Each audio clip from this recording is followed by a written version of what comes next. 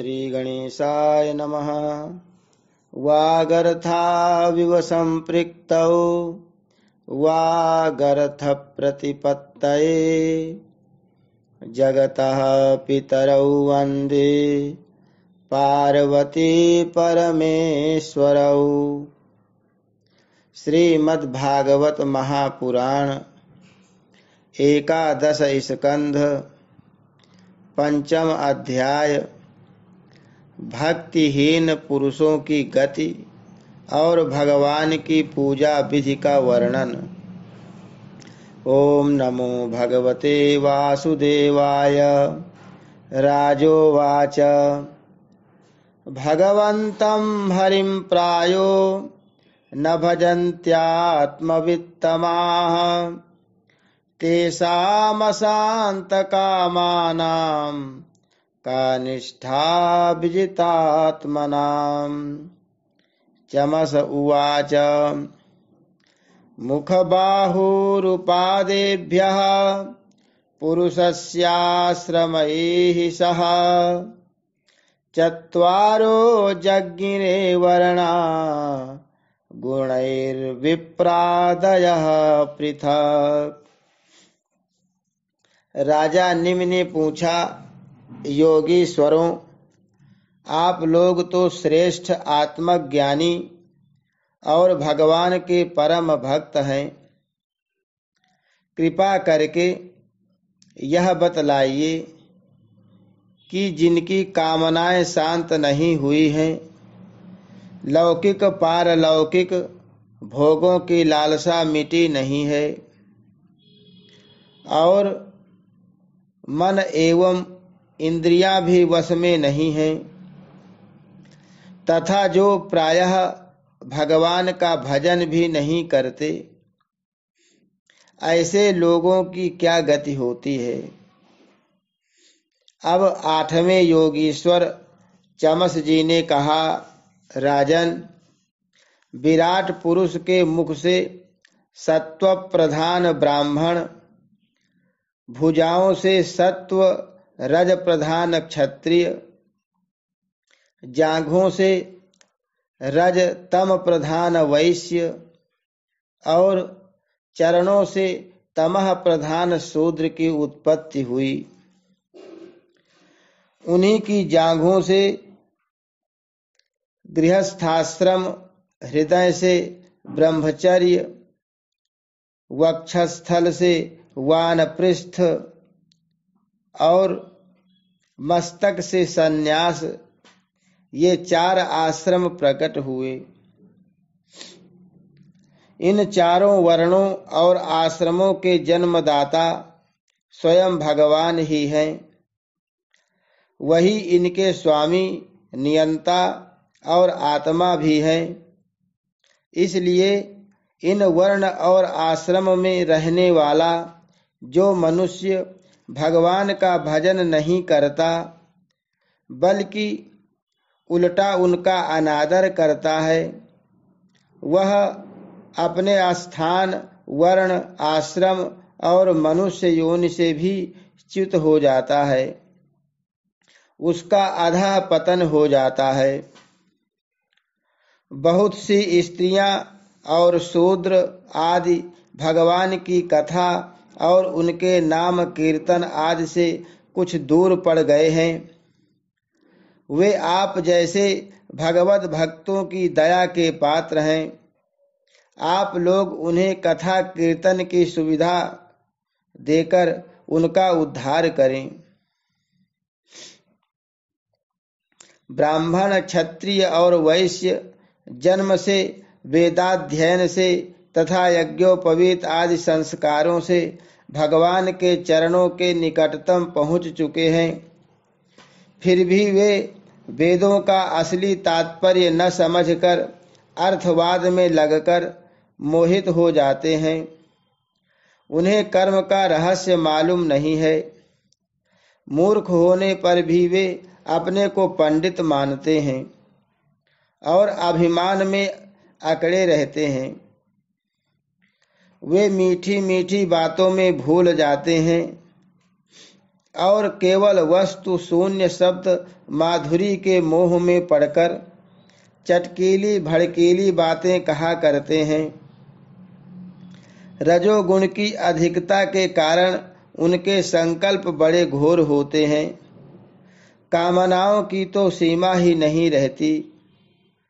उनका क्रोध भी ऐसा होता है जैसे सांप का। बनावट और घमंड से उन्हें प्रेम होता है। वे पापी लोग भगवान के प्यारे भक्तों की हंसी उड़ाया करते हैं।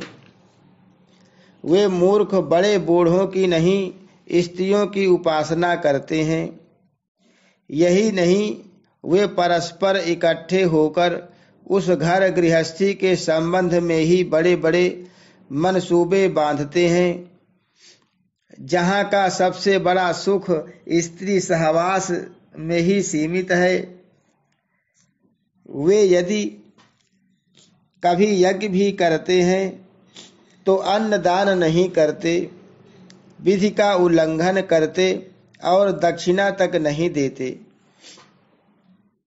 वे कर्म का रहस्य न जानने वाले मूर्ख केवल अपनी जीभ को संतुष्ट करने और पेट की भूख मिटाने, शरीर को पुष्ट करने के लिए बेचारे पशुओं की हत्या करते हैं।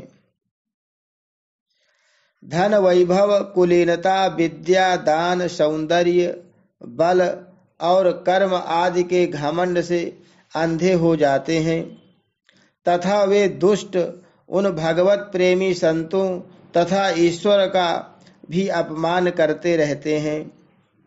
राजन, वेदों ने इस बात को बार बार दोहराया है कि भगवान आकाश के समान नित्य निरंतर समस्त शरीरधारियों में स्थित हैं। वे ही अपने आत्मा और प्रियतम हैं। परंतु वे मूर्ख इस वेदवाणी को तो सुनते ही नहीं और केवल बड़े बड़े मनोरथों की बात आपस में कहते सुनते रहते हैं। वेद विधि के रूप में ऐसे ही कर्मों के करने की आज्ञा देता है कि जिनमें मनुष्य की स्वाभाविक प्रवृत्ति नहीं होती।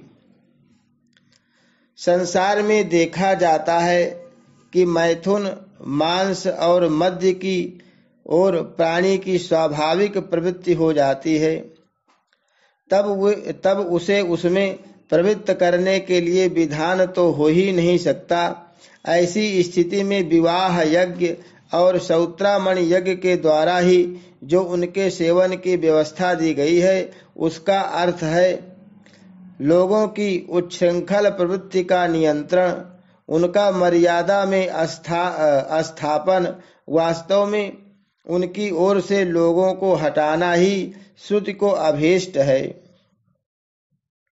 धन का एकमात्र फल है धर्म, क्योंकि धर्म से ही परम तत्व का ज्ञान और उसकी निष्ठा अपरोक्ष अनुभूति सिद्ध होती है और निष्ठा में ही परम शांति है। परंतु यह कितने खेद की बात है कि लोग उस धन का उपयोग घर गृहस्थी के स्वार्थ में या काम भोग में ही करते हैं और यह नहीं देखते कि हमारा यह शरीर मृत्यु का शिकार है और वह मृत्यु किसी प्रकार भी टाली नहीं जा सकती। सौत्रामणि यज्ञ में भी सुरा को सूंघने का ही विधान है, पीने का नहीं। यज्ञ में पशु का आलभन स्पर्श मात्र ही विहित है, हिंसा नहीं।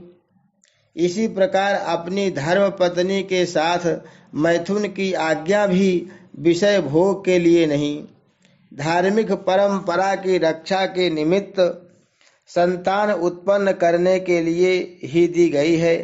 परंतु जो लोग अर्थवाद के वचनों में फंसे हैं, विषयी हैं, वे अपने इस विशुद्ध धर्म को जानते ही नहीं। जो इस विशुद्ध धर्म को नहीं जानते वे घमंडी वास्तव में तो दुष्ट हैं, परंतु समझते हैं अपने को श्रेष्ठ वे धोखे में पड़े हुए लोग पशुओं की हिंसा करते हैं और मरने के बाद वे पशु ही उन मारने वालों को खाते हैं। यह शरीर मृतक शरीर है, इसके संबंधी भी इसके साथ ही छूट जाते हैं।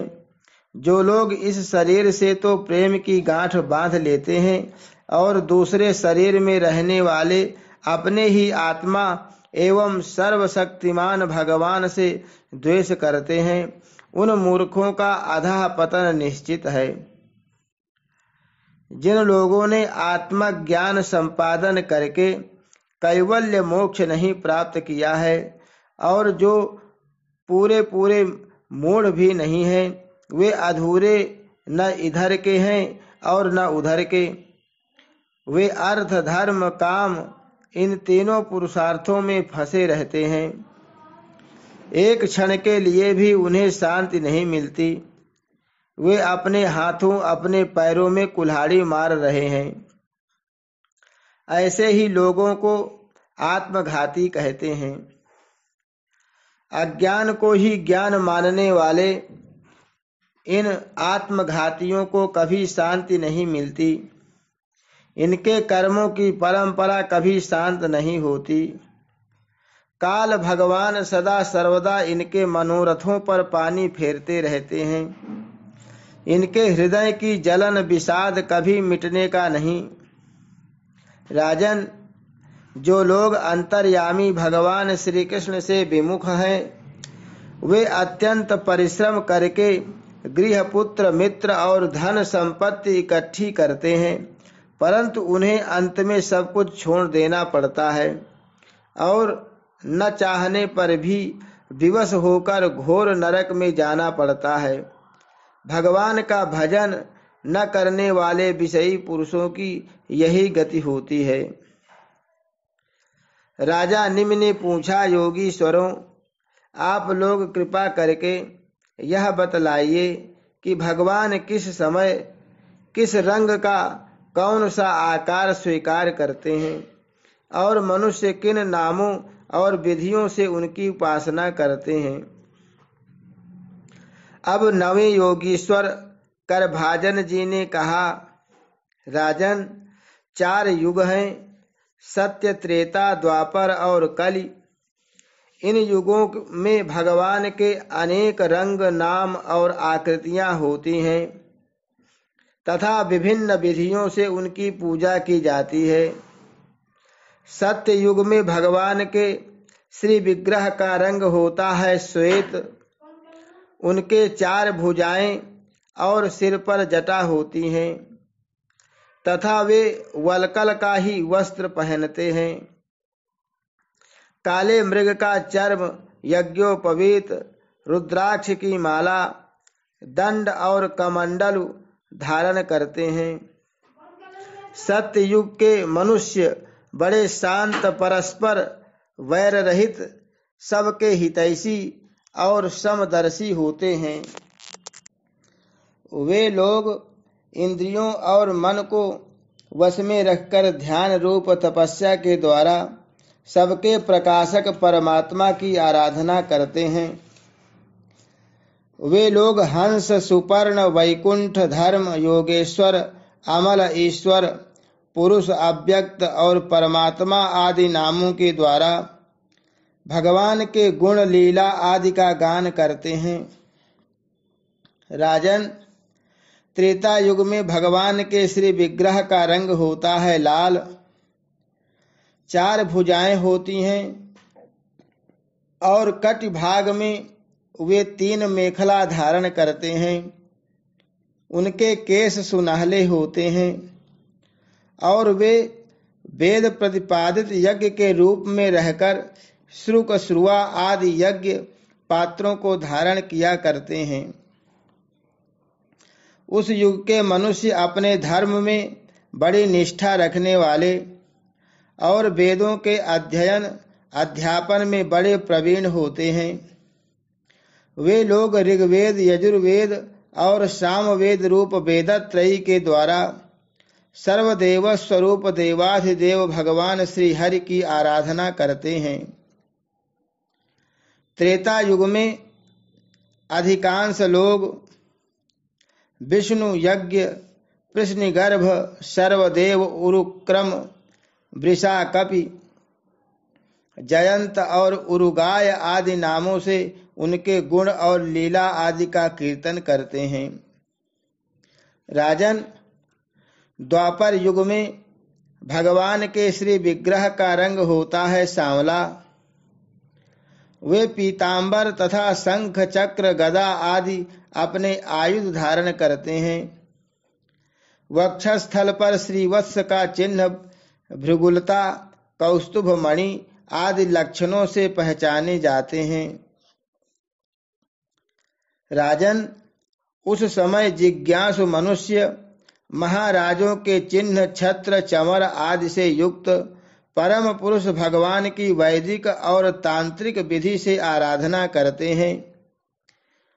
वे लोग इस प्रकार भगवान की स्तुति करते हैं। हे ज्ञान स्वरूप भगवान वासुदेव एवं क्रिया शक्ति रूप संकर्षण, हम आपको बार बार नमस्कार करते हैं। भगवान प्रद्युम्न और अनिरुद्ध के रूप में हम आपको नमस्कार करते हैं। ऋषि नारायण, महात्मा नर, विश्वेश्वर, विश्वरूप और सर्वभूतात्मा भगवान को हम नमस्कार करते हैं। राजन, द्वापर युग में इस प्रकार लोग जगदीश्वर भगवान की स्तुति करते हैं। अब कलयुग में अनेक तंत्रों के विधि विधान से भगवान की जैसी पूजा की जाती है उसका वर्णन सुनो। कलयुग में भगवान का श्री विग्रह होता है कृष्ण वर्ण, काले रंग का, जैसे नीलम मणियों से उज्ज्वल कांति धारा निकलती रहती है, वैसे ही उनके अंग की छटा भी उज्ज्वल होती है। वे हृदय आदि अंग, कौस्तुभ आदि उपांग, सुदर्शन आदि अस्त्र और सुनंद प्रभृति पार्षदों से संयुक्त रहते हैं। कलयुग में श्रेष्ठ बुद्धि संपन्न पुरुष ऐसे यज्ञों के द्वारा उनकी आराधना करते हैं जिनमें नाम, गुण, लीला आदि के कीर्तन की प्रधानता रहती है। वे लोग भगवान की स्तुति इस प्रकार करते हैं। प्रभु, आप शरणागत रक्षक हैं। आपके चरणारविंद सदा सर्वदा ध्यान करने योग्य, माया मोह के कारण होने वाले, सांसारिक पराजयों का अंत कर देने वाले तथा भक्तों की समस्त अभीष्ट वस्तुओं का दान करने वाले कामधेनु स्वरूप हैं। वे तीर्थों को भी तीर्थ बनाने वाले स्वयं परम तीर्थ स्वरूप हैं। शिव, ब्रह्मा आदि बड़े बड़े देवता उन्हें नमस्कार करते हैं और चाहे जो कोई उनकी शरण में आ जाए उसे स्वीकार कर लेते हैं। सेवकों की समस्त आरती और विपत्ति के नाशक तथा संसार सागर से पार जाने के लिए जहाज हैं। महापुरुष, मैं आपके उन्हीं चरणार बिंदों की वंदना करता हूँ। भगवान, आपके चरण कमलों की महिमा कौन कहे।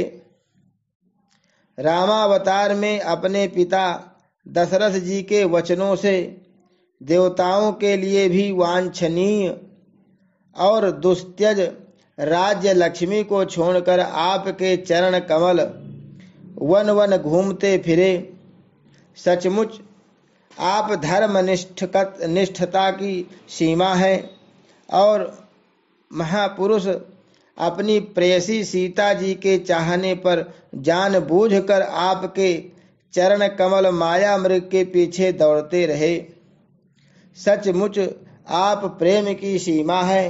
प्रभु, मैं आपके उन्हीं चरणार बिंदों की वंदना करता हूँ। राजन, इस प्रकार विभिन्न युगों के लोग अपने अपने युग के अनुरूप नाम रूपों द्वारा विभिन्न प्रकार से भगवान की आराधना करते हैं। इसमें संदेह नहीं कि धर्म, अर्थ, काम, मोक्ष सभी पुरुषार्थों के एकमात्र स्वामी भगवान श्री हरि ही हैं। कलयुग में केवल संकीर्तन से ही सारे स्वार्थ और परमार्थ बन जाते हैं। इसलिए इस युग का गुण जानने वाले सारग्राही श्रेष्ठ पुरुष कलयुग की बड़ी प्रशंसा करते हैं, इससे बड़ा प्रेम करते हैं। देहाभिमानी जीव संसार चक्र में अनादिकाल से भटक रहे हैं। उनके लिए भगवान की लीला, गुण और नाम के कीर्तन से बढ़कर और कोई परम लाभ नहीं है, क्योंकि इससे संसार में भटकना मिट जाता है और परम शांति का अनुभव होता है। राजन, सत्ययुग, त्रेता और द्वापर की प्रजा चाहती है कि हमारा जन्म कलयुग में हो, क्योंकि कलयुग में कहीं कहीं भगवान नारायण के शरणागत, उन्हीं के आश्रय में रहने वाले बहुत से भक्त उत्पन्न होंगे। महाराज विदेह, कलयुग में द्रविड़ देश में अधिक भक्त पाए जाते हैं। जहाँ ताम्रपर्णी, कृतमाला, पयस्विनी, परम पवित्र कावेरी, महानदी और प्रतीचि नाम की नदियाँ बहती हैं। राजन, जो मनुष्य इन नदियों का जल पीते हैं, प्रायः उनका अंतःकरण शुद्ध हो जाता है और वे भगवान वासुदेव के भक्त हो जाते हैं। राजन, जो मनुष्य यह करना बाकी है, वह करना आवश्यक है इत्यादि कर्म वासनाओं का अथवा भेद बुद्धि का परित्याग करके सर्वात्म भाव से शरणागत वत्सल प्रेम के वरदानी भगवान मुकुंद की शरण में आ गया है, वह देवताओं, ऋषियों, पितरों, प्राणियों, कुटुंबियों और अतिथियों के ऋण से उऋण हो जाता है। वह किसी के अधीन, किसी का सेवक, किसी के बंधन में नहीं रहता। जो प्रेमी भक्त अपने प्रियतम भगवान के चरण कमलों का अनन्य भाव से दूसरी भावनाओं, आस्थाओं, वृत्तियों और प्रवृत्तियों को छोड़कर भजन करता है, उससे पहली बात तो यह है कि पाप कर्म होते ही नहीं, परंतु यदि कभी किसी प्रकार हो भी जाएं तो परम पुरुष भगवान श्री हरि उसके हृदय में बैठकर वह सब धो बहा देते और उसके हृदय को शुद्ध कर देते हैं। नारद जी कहते हैं, वसुदेव जी, मिथिला नरेश राजा निमि नवयोगीश्वरों से इस प्रकार भागवत धर्म का वर्णन सुनकर बहुत ही आनंदित हुए। उन्होंने अपने ऋत्विज और आचार्यों के साथ ऋषभ नंदन नवयोगीश्वरों की पूजा की। इसके बाद सब लोगों के सामने ही वे सिद्ध अंतर्धान हो गए। विदेहराज निमि ने उनसे सुने हुए भागवत धर्मों का आचरण किया और परम गति प्राप्त की। महाभाग्यवान वसुदेव जी, मैंने तुम्हारे आगे जिन भागवत धर्मों का वर्णन किया है, तुम भी यदि श्रद्धा के साथ इनका आचरण करोगे तो अंत में सब आसक्तियों से छूटकर भगवान का परम पद प्राप्त कर लोगे। वसुदेव जी, तुम्हारे और देवकी के यश से तो सारा जगत भरपूर हो रहा है, क्योंकि सर्वशक्तिमान भगवान श्री कृष्ण तुम्हारे पुत्र के रूप में अवतीर्ण हुए हैं। तुम लोगों ने भगवान के दर्शन, आलिंगन तथा बातचीत करने एवं उन्हें सुलाने, बैठाने, खिलाने आदि के द्वारा वात्सल्य स्नेह करके अपना हृदय शुद्ध कर लिया है। तुम परम पवित्र हो गए हो। वसुदेव जी, शिशुपाल, पौंड्रक और साल्व आदि राजाओं ने तो वैर भाव से श्री कृष्ण की चाल ढाल, लीला विलास, चितवन, बोलन आदि का स्मरण किया था। वह भी नियमानुसार नहीं, सोते बैठते चलते फिरते स्वाभाविक रूप से ही फिर भी उनकी चित्त वृत्ति श्री कृष्णाकार हो गई और वे सारूप्य मुक्ति के अधिकारी हुए। फिर जो लोग प्रेम भाव और अनुराग से श्री कृष्ण का चिंतन करते हैं, उन्हें श्री कृष्ण की प्राप्ति होने में कोई संदेह है क्या? वसुदेव जी, तुम श्री कृष्ण को केवल अपना पुत्र ही मत समझो। वे सर्वात्मा, सर्वेश्वर, कारणातीत और अविनाशी हैं। उन्होंने लीला के लिए मनुष्य रूप प्रकट करके अपना ऐश्वर्य छिपा रखा है। वे पृथ्वी के भारभूत राजवेशधारी, असुरों का नाश और संतों की रक्षा करने के लिए तथा जीवों को परम शांति और मुक्ति देने के लिए ही अवतीर्ण हुए हैं और इसी के लिए जगत में उनकी कीर्ति भी गाई जाती है।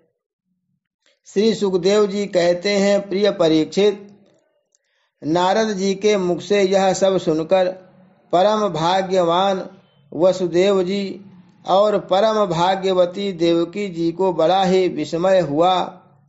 उनमें जो कुछ माया मोह अवशेष था उसे उन्होंने तत्क्षण छोड़ दिया। राजन, यह इतिहास परम पवित्र है। जो एकाग्र चित्त से इसे धारण करता है वह अपना सारा शोक मोह दूर करके ब्रह्म पद को प्राप्त होता है। हरि शरणम।